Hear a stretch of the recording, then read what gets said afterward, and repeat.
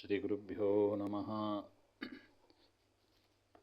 ನರಸಿಂಹೋ ಅಖಿಲಾಜ್ಞಾನಮತಧ್ವಾಂತದಿವಾಕರಃ ಜಯತ್ಯಮಿತಸಜ್ಞಾನಸುಖಶಕ್ತಿಭಯೋನಿಧಿಃ ವ್ಯಾಸಾಯ ಭವನಾಶಾಯ ಶ್ರೀಶಾಯ ಗುಣರಾಶಯೇ ಹೃದ್ಯಾಯ ಶುದ್ಧವಿದ್ಯಾಯ ಮಧ್ವಾಯ ಚ ನಮೋ ನಮಃ.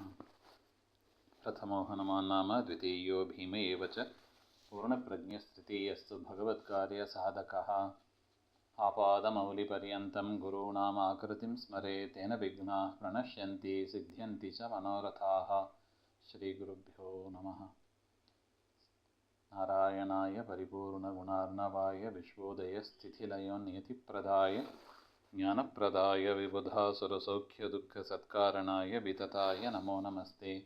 ನಾರಾಯಣಂ ಸುರಗುರುಂ ಜಗದೇಕನಾಥಂ ಭಕ್ತಪ್ರಿಯಂ ಸಕಲಲೋಕನಮಸ್ಕೃತಂಚ ತ್ರೈಗುಣ್ಯವರ್ಜಿತಮಜಂ ವಿಭುಮಾದ್ಯಮೀಶಂ ವಂದೇ ಭವಘ್ನಮಮರಾಸುರಸಿದ್ಧವಂದ್ಯಂ. ನಾರಾಯಣಂ ನಮಸ್ಕೃತ್ಯ ನರಂ ಚೈವ ನರೋತ್ತಮಂ ದೇವೀಂ ಸರಸ್ವತೀಂ ವ್ಯಾಸಂ ತತೋ ಜಯಮುದೀರಯೇತ್. ಕೃಷ್ಣಾಯ ವಾಸುದೇವಾಯ ಹರಯೇ ಪರಮಾತ್ಮನೆ ಪ್ರಣತಃ ಕ್ಲೇಶನಾಶಾಯ ಗೋವಿಂದಾಯ ನಮೋ ನಮಃ. ಶ್ರೀ ಗುರುಭ್ಯೋ ನಮಃ. ಮಹಾಭಾರತ ತಾತ್ಪರ್ಯನಿರ್ಣಯ ಮೊದಲನೇ ಅಧ್ಯಾಯದ 6ನೇ ಶ್ಲೋಕ. ಇತ್ತಂ ವಿಚಿಂತ್ಯ ಪರಮಃ ಸತು ವಾಸುದೇವ ನಾಮ ಬಭೂವ ನಿಜಮುಕ್ತಿಪದಪ್ರದಾತ ತಸ್ಯಾಜ್ಞಯೈವ ನಿಯತಾಥ ರಮಾಪಿ ರೂಪಂ ಬಭ್ರೇ ದ್ವಿತೀಯಮಪಿ ಯತ್ ಪ್ರವದಂತಿ ಮಾಯಾಂ. ಮೂಲ ರೂಪದಲ್ಲಿ ಪರಮಾತ್ಮ ಶ್ರೀಮನ್ನಾರಾಯಣನು ಸೃಷ್ಟಿ ಮಾಡಬೇಕು ಅಂತ ಇಚ್ಛೆಪಟ್ಟ. ತನ್ನ ಉದರದಲ್ಲಿ ಇದ್ದ ಸೃಷ್ಟಿಗೆ ಯೋಗ್ಯರಾದವರನ್ನು ಸೃಷ್ಟಿ ಮಾಡಬೇಕು ಅಂತ ಪರಮಾತ್ಮನ ಇಚ್ಛೆ.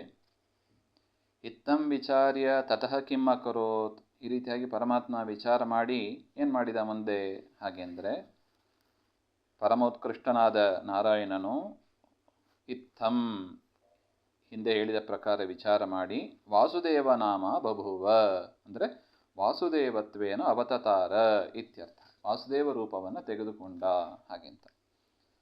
ತದ್ ಅವತಾರ ಅಸಾಧಾರಣ ಪ್ರಯೋಜನ ಮಾಹ. ಆ ಅವತಾರದ ಅಸಾಧಾರಣ ಪ್ರಯೋಜನ ಏನು ಹಾಗೆಂದರೆ ನಿಜ ಮುಕ್ತಿ ಪದಪ್ರದಾತ. ನಿಜಾನಾಂ ಅಂದರೆ ಸ್ವಭಕ್ತಾನಾಂ, ಮುಕ್ತ್ಯಾಖ್ಯ ಪದ ಪ್ರದಾತ ಇತ್ಯರ್ಥ. ಮುಕ್ತಿ ಮೋಕ್ಷ ಪದವಿಯನ್ನು ಕೊಡುವುದಕ್ಕಾಗಿ ಪರಮಾತ್ಮ ವಾಸುದೇವ ರೂಪವನ್ನು ತಾಳಿದ ಅಂತ. ವಾಸುದೇವ ರೂಪನಿಂದಲೇ ಪರಮಾತ್ಮ ಮೋಕ್ಷವನ್ನು ಅನುಗ್ರಹ ಮಾಡೋದು ಅಂತ ಅರ್ಥ. ತದ್ಭಾರ್ಯಾತ್ವೇನ ದೇವ್ಯಾ ಅಪಿ ಅವತಾರಂ ಆಹ. ಆ ಪರಮಾತ್ಮನ ಮಡದಿ ಲಕ್ಷ್ಮಿಯೂ ಕೂಡ ಪರಮಾತ್ಮ ವಾಸುದೇವ ರೂಪ ತೆಗೆದುಕೊಂಡಾಗ ತಾನೂ ಕೂಡ ಒಂದು ರೂಪವನ್ನು ತೆಗೆದುಕೊಳ್ತಾಳೆ. ಅಥ ವಾಸುದೇವ ಅವತಾರ ನಂತರಂ, ವಾಸುದೇವ ಅವತಾರ ಆದ ಬಳಿಕ ತಸ್ಯ ಹರೇಹೇ ಆಜ್ಞೆಯ, ಆ ಪರಮಾತ್ಮನ ಆಜ್ಞೆಯಂತೆ ನಿಯತ ತದಧೀನ ಇತ್ಯರ್ಥ. ಪರಮಾತ್ಮನ ಅಧೀನದಲ್ಲಿ ಇರತಕ್ಕ ಆ ಲಕ್ಷ್ಮೀದೇವಿಯು ಕೂಡ ಏವಂಭೂತ ರಮಾ ಲಕ್ಷ್ಮೀದೇವಿ ಸ್ವಮೂಲ ರೂಪ ಅಪೇಕ್ಷೆಯ ದ್ವಿತೀಯಂ ರೂಪಂ. ಮೂಲ ರೂಪ ಮೊದಲು ಲಕ್ಷ್ಮಿಯ ರೂಪ, ಎರಡನೇ ರೂಪ ಅಂದರೆ ಯಾವುದು? ಮಾಯಾ ಅಂತ. ವಾಸುದೇವನ ಮಡದಿಯಾಗಿ ಯದ್ವಿತೀಯಂ ರೂಪಂ ತನ್ಮಾಯಾಂ ಪ್ರವದಂತಿ. ಆ ಎರಡನೇ ರೂಪವನ್ನು ವಿದ್ವಾಂಸರು ಜ್ಞಾನಿಗಳು ಮಾಯಾ ಅಂತ ಕರೀತಾರೆ ಅಂತ ಅರ್ಥ.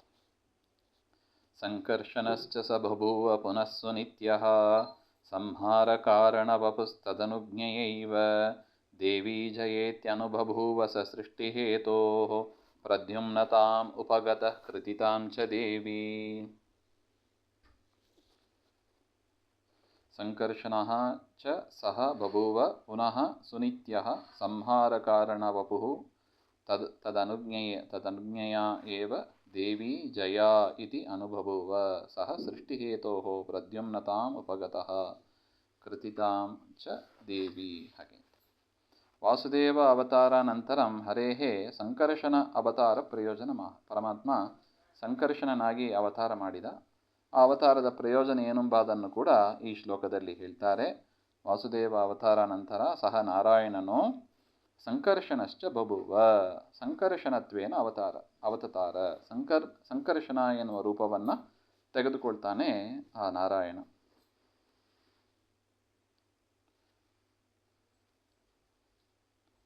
ನನು ಬಭೂವ ಇತಿ ಉಭಯತ್ರ ಅವತಾರೇ ಪ್ರಾಗ್ ಅಸತಃ ಸತ್ತಾ ಸಂಬಂಧ ಪ್ರತೀಯತೆ ಇತ್ಯತಃ ಸುನಿತ್ಯಃ. ಹಾಗೆ ಅಂದರೆ ಪರಮಾತ್ಮ ಅವತಾರಗಳನ್ನು ತೆಗೆದುಕೊಳ್ತಾನೆ ಅಂದರೆ ಮೊದಲು ಇಲ್ಲವಾ ಹಾಗೆ ಅಂತ ಪ್ರಶ್ನೆ ಬರುತ್ತದೆ. ಅದಕ್ಕೆ ಆಚಾರ್ಯರು ಸುನಿತ್ಯ ಹಾಗೆ ಅಂತ ಹೇಳ್ತಾರೆ. ಎಲ್ಲ ರೂಪಗಳು, ದೇವರ ಎಲ್ಲ ರೂಪಗಳು ಕೂಡ ನಿತ್ಯವಾದದ್ದು. ಅದೇನೋ ಇಲ್ಲದೇ ಇದ್ದದ್ದು ಹೊಸದಾಗಿ ಬಂತು ಆ ರೀತಿಯಾಗಿ ಅಲ್ಲ. ಇದ್ದ ರೂಪವನ್ನೇ ಪರಮಾತ್ಮ ತೋರಿಸ್ಕೊಂಡ ಅವತಾರ, ಅದನ್ನೇ ಅವತಾರ ಅಂತ ಕರೆಯೋದು.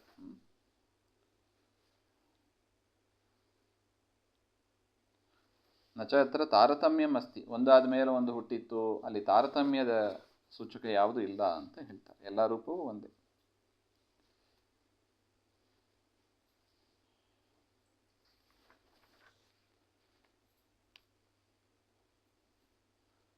ತಸ್ಯ ಹರೇಹೇ ಅನುಜ್ಞೆಯ, ಪರಮಾತ್ಮನ ಅನುಜ್ಞೆಯಂತೆ ಲಕ್ಷ್ಮೀದೇವಿಯೂ ಕೂಡ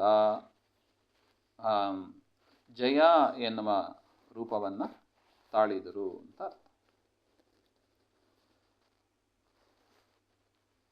ಈ ಸಂಕರ್ಷಣ ರೂಪದ ಅವತಾರದಲ್ಲಿ ಪರಮಾತ್ಮ ಸಂಹಾರ ಕಾರಣಂ ವಪುಹು, ಜಗತ್ತಿನ ಪ್ರಳಯ ಆಗುವುದಕ್ಕೆ ಕಾರಣವಾದ ರೂಪ ಅಂದರೆ ಈ ಸಂಕರ್ಷಣ ರೂಪ ಅಂತ ಹೇಳ್ತಾರೆ. ಅದಕ್ಕಾಗಿ ಜಯ ಸಂಕರ್ಷಣ ಅಂತ ಲಕ್ಷ್ಮೀನಾರಾಯಣರ ರೂಪ ಅದು. ತದನಂತರ ಸಂಕರ್ಷಣ ಅವತಾರ ಆದ ಬಳಿಕ ಪ್ರದ್ಯುಮ್ನ ಅವತಾರ ಸಹ ನಾರಾಯಣ ಸೃಷ್ಟಿಹೇತು, ಸೃಷ್ಟಿ ಮಾಡಬೇಕು ಎಂಬ ಉದ್ದೇಶದಿಂದ ಪ್ರದ್ಯುಮ್ನ ರೂಪವನ್ನು ತೆಗೆದುಕೊಳ್ತಾನೆ. ಆ ಅವತಾರದ ಪ್ರಯೋಜನ ಅಷ್ಟೇ, ಸೃಷ್ಟಿ ಮಾಡಬೇಕು ಹಾಗೆ ಅಂತ.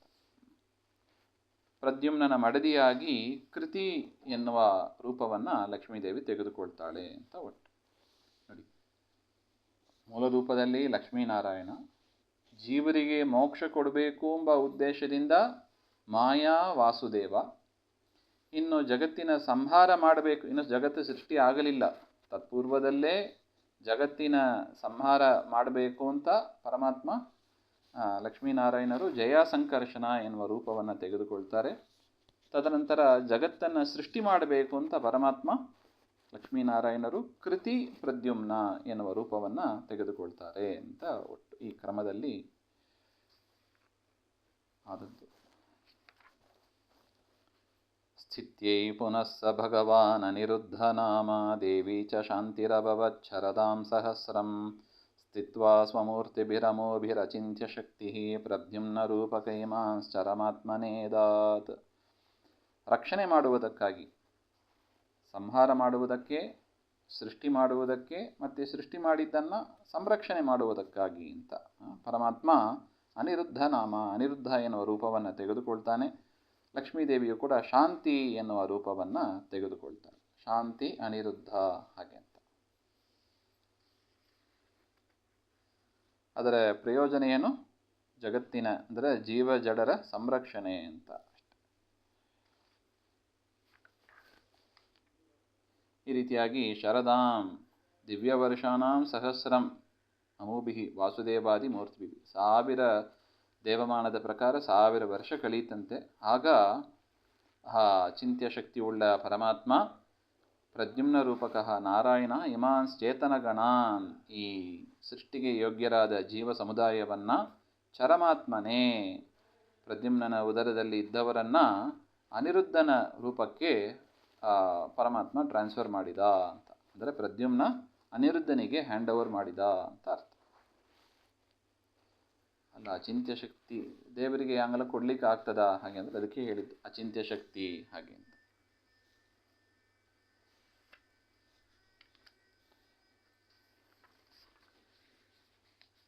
ನಿರ್ದೇಹ ಕಾಂಸ ಭಗವಾನ್ ಅನಿರುದ್ಧ ನಾಮ ಜೀವಾನ್ ಸ್ವಕರ್ಮ ಸಹಿತಾನ್ ಉದರೇ ನಿವೇಶ್ಯ ಚಕ್ರೇಥ ದೇಹ ಸಹಿತಾನ್ ಕ್ರಮಶಃ ಸ್ವಯಂಭೂ ಪ್ರಾಣಾತ್ಮಶೇಷ ಗರುಡೇಶ ಮುಖಾನ್ ಸಮಗ್ರಾನ್. ಚೇತನಗಣಾನ್ ಗೃಹೀತ್ವ ಅನಿರುದ್ಧ ಕಿಂ ಕೃತವಾನ್, ಆ ಜೀವ ಸಮೂಹವನ್ನು ತೆಗೆದುಕೊಂಡು ಅನಿರುದ್ಧ ನಾಮಕ ಪರಮಾತ್ಮ ಏನು ಮಾಡಿದ ಹಾಗೆ ಅಂದರೆ, ಅನಿರುದ್ಧ ನಾಮ ಸಹ ಭಗವಾನ್ ಹರಿಹಿ ನಿರ್ದೇಹಕಾನ್ ಲಿಂಗದೇಹ ಅತಿರಿಕ್ತ ದೇಹ ಶೂನ್ಯಾನ್. ಆ ಅನಿರುದ್ಧನ ಕೈಗೆ ಬರುವಾಗ ಜೀವರಿಗೆ ಏನಿತ್ತು? ಲಿಂಗದೇಹ ಮಾತ್ರ ಇತ್ತು. ಲಿಂಗದೇಹ, ಅದರ ಒಳಗೆ ಸ್ವರೂಪ ದೇಹ ಅಂತ, ಅದನ್ನೇ ಜೀವ ಅಂತ ಕರೆಯೋದು. ಸೊ ಜೀವನ ಸುತ್ತ ಏನಿತ್ತು? ಲಿಂಗದೇಹ ಇತ್ತು. ಆ ಲಿಂಗದೇಹ ಮಾತ್ರ ಇರತಕ್ಕ ಗಣರು ಅನಿರುದ್ಧನ ಬಳಿಗ ಬಂದು ಪ್ರದ್ಯುಮ್ನಿಂದ ಕೊಡಲ್ಪಟ್ಟರು. ಆಗ ಆ ಜೀವರಿಗೆ ಸ್ವಕರ್ಮ ಸಹಿತಾನ್, ತಮ್ಮ ಕರ್ಮಕ್ಕೆ ತಕ್ಕಂತೆ ದೇಹಪ್ರಾಪಕ ಅದೃಷ್ಟಯುಕ್ತಾನ್, ಪಾಪ ಪುಣ್ಯಗಳು, ಅದೃಷ್ಟ ಅಂದರೆ ಪಾಪ ಪುಣ್ಯಗಳು, ದೇಹ ನಿರ್ಮಾಣಕ್ಕೆ ಬೇಕಾಗಿರುವ ಪಾಪ ಪುಣ್ಯಗಳು ಅಂತ. ಪಾಪದಿಂದ ಕೆಟ್ಟ ಯೋನಿಗಳು ಬರುತ್ತದೆ ಅಥವಾ ಅಂಗವೈಕಲ್ಯತೆ ಬರುತ್ತದೆ. ಪುಣ್ಯದಿಂದ ಒಳ್ಳೆಯ ಶರೀರ, ಒಳ್ಳೆಯ ಅವಯವಗಳು, ಸತ್ಕರ್ಮದಲ್ಲಿ ಬುದ್ಧಿ ಇತ್ಯಾದಿಗಳು ಬರುತ್ತದೆ ಅಂತ. ಅದಕ್ಕೆ ಅದೃಷ್ಟ ಅಂತ ಕರೀತಾರೆ. ಅದೃಷ್ಟ ಅಂದರೆ ಪಾಪ ಪುಣ್ಯ ಅಂತ. ಅದರಿಂದ ಸಹಿತರಾದ ಅಂತಹ ಪಾಪ ಪುಣ್ಯದಿಂದ ಸಹಿತರಾದ ಜೀವರನ್ನು ಸ್ವೋಧರೆ ನಿವೇಶ್ಯ, ತನ್ನ ಉದರದಲ್ಲಿ ಪರಮಾತ್ಮ ಇಟ್ಟುಕೋತಾನೆ. ಅದರಿಂದ ಅಂತಹ ಸೂಕ್ಷ್ಮ ದೇಹದಿಂದ ಇರತಕ್ಕ ಆ ಜೀವರನ್ನು ಇಟ್ಕೋತಾನೆ ಅಂತ ಅರ್ಥ. ಅಂಥವರನ್ನು ದೇಹಯೋಗೇನ ಉತ್ಪಾದಯ ಮಾಸ, ಅವರಿಗೆ ಒಂದು ಸೂಕ್ಷ್ಮ ಶರೀರ, ಮತ್ತೊಂದು ಆವರಕ ಬರುವಂತೆ, ಅದನ್ನೇ ಅನಿರುದ್ಧ ಶರೀರ ಅಂತ ಕರಿತೀವಿ. ಅನಿರುದ್ಧ ನಾಮಕ ಪರಮಾತ್ಮ ಕೊಟ್ಟದ್ದರಿಂದ ಅದಕ್ಕೆ ಅನಿರುದ್ಧ ದೇಹ ಹಾಗೆ ಅಂತ. ತತ್ರ ಉತ್ಪನ್ನಾನಾಂ ನಾಮಾನ್ಯಾಹ, ಆಗ ಉತ್ಪನ್ನರಾದವರೇ ಯಾರು ಹಾಗೆ ಅಂತ ಕೇಳಿದ್ರೆ, ಪ್ರಾಣಾನಾಂ ಆತ್ಮ ಸ್ವಾಮಿ ಮುಖ್ಯಪ್ರಾಣ ದೇವರು, ಶೇಷ, ಗರುಡ, ಈಶ, ರುದ್ರದೇವರು, ಮುಖಾನ್ ಸಮಗ್ರಾನ್, ಎಲ್ಲರನ್ನು ಕೂಡ ಪರಮಾತ್ಮ, ಅನಿರುದ್ಧ ನಾಮಕ ಪರಮಾತ್ಮ ಅನಿರುದ್ಧ ದೇಹ ಬರುವಂತೆ ಮಾಡಿದ ಹಾಗೆ ಅಂತ ಅರ್ಥ.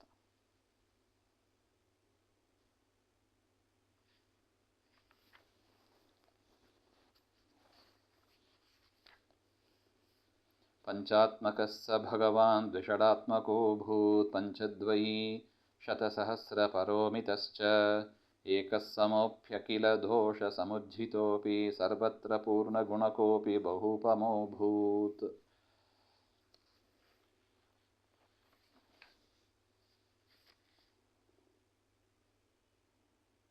ಇತಃ ಪರಂ ಜಾತಾಂ ಸೃಷ್ಟಿಂ ತೃತೀಯಾಧ್ಯಾಯೇ ವಕ್ಷ್ಯನ್.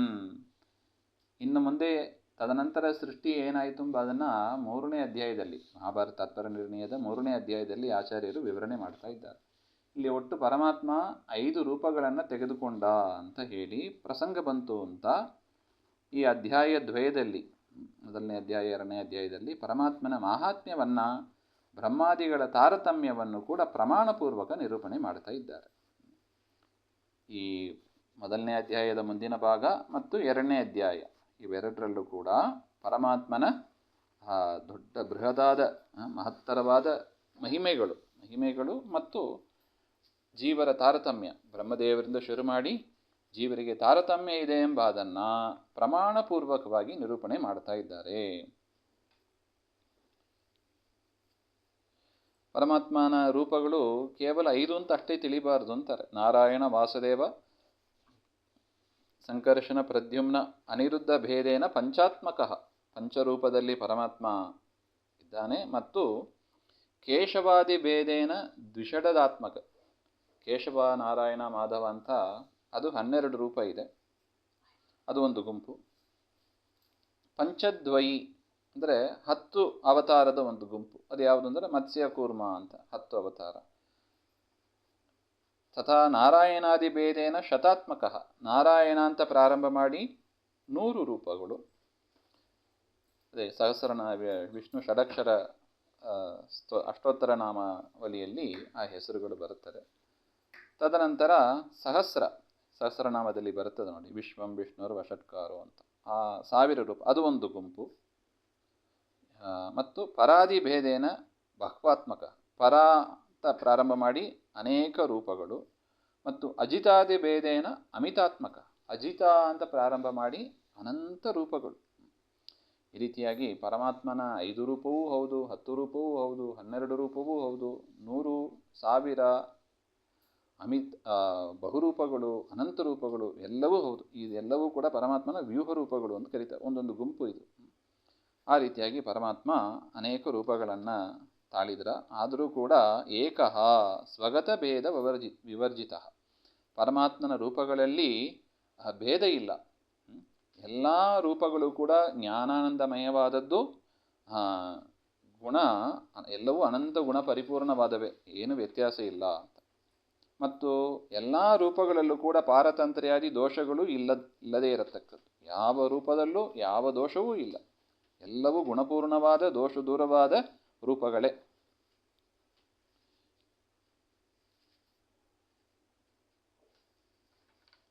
ತರ್ಹಿ ಏತಾದೃಶೇ ಕಥಂ ಜೀವಜಡವತ್ ಬಹುತ್ವಂ. ಹಾಗೆಂದರೆ ನೋಡಿ, ಅದಕ್ಕೆ ಆಚಾರ್ಯ ಏನು ಹೇಳಿದರು ಅಂದರೆ, ಸರ್ವತ್ರ ಪೂರ್ಣ ಗುಣಕೋಪಿ ಬಹುಪಮೋ ಭೂತ್. ಅನೇಕ ರೂಪ ಇದ್ದಂಗೆ ಅಂತ ಆಚಾರ್ಯ ಹೇಳಿದ್ದಾರೆ. ಅಲ್ಲ, ದೇವರು ಒಂದೇ ಅಂತ ಆದರೆ ಅನೇಕ ರೂಪಗಳು ಹೇಗೆ? ಹಾಗೆ ಅಂದರೆ ಅದಕ್ಕೆ ಒಂದು ಉದಾಹರಣೆ ಕೊಡ್ತಾರೆ ನೋಡಿ. ಬಹುಪಮ, ಬಹು ಅಂದರೆ ಯಾರು? ಜೀವಜಡರು. ಜೀವರು ಎಷ್ಟಿದ್ದಾರೆ? ಸ್ವರೂಪತಃ ಅನೇಕ ಜೀವರ ಇದ್ದಾರೆ.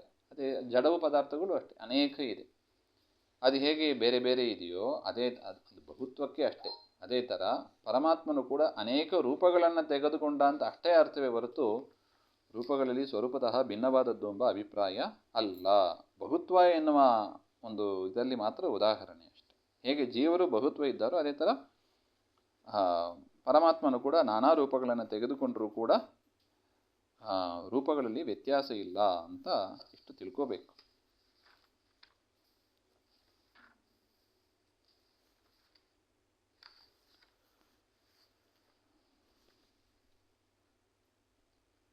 ಮುಂದಿನದ್ದು ಮತ್ತೆ ನೋಡೋಣ. ಶ್ರೀಮಧ್ವಾಂತರ್ಗತ ಶ್ರೀಕೃಷ್ಣ ಅರ್ಪಣಮಸ್ತು. ಶ್ರೀಹರೇ ನಮಃ. ಯಸ್ ಸರ್ವಗುಣ ಸಂಪೂರ್ಣಃ ಸರ್ವದೋಷ ವಿವರ್ಜಿತಃ ಪ್ರಿಯತಾಂ ಪ್ರೀತೆ ಬಾಲಂ ವಿಷ್ಣುರ್ಮೇ ಪರಮಸುಹೃತ್. ಶ್ರೀಮಧ್ವಾಂತರ್ಗತ ಶ್ರೀಕೃಷ್ಣ ಅರ್ಪಣಮಸ್ತು. ಶ್ರೀಹರೇ ನಮಃ.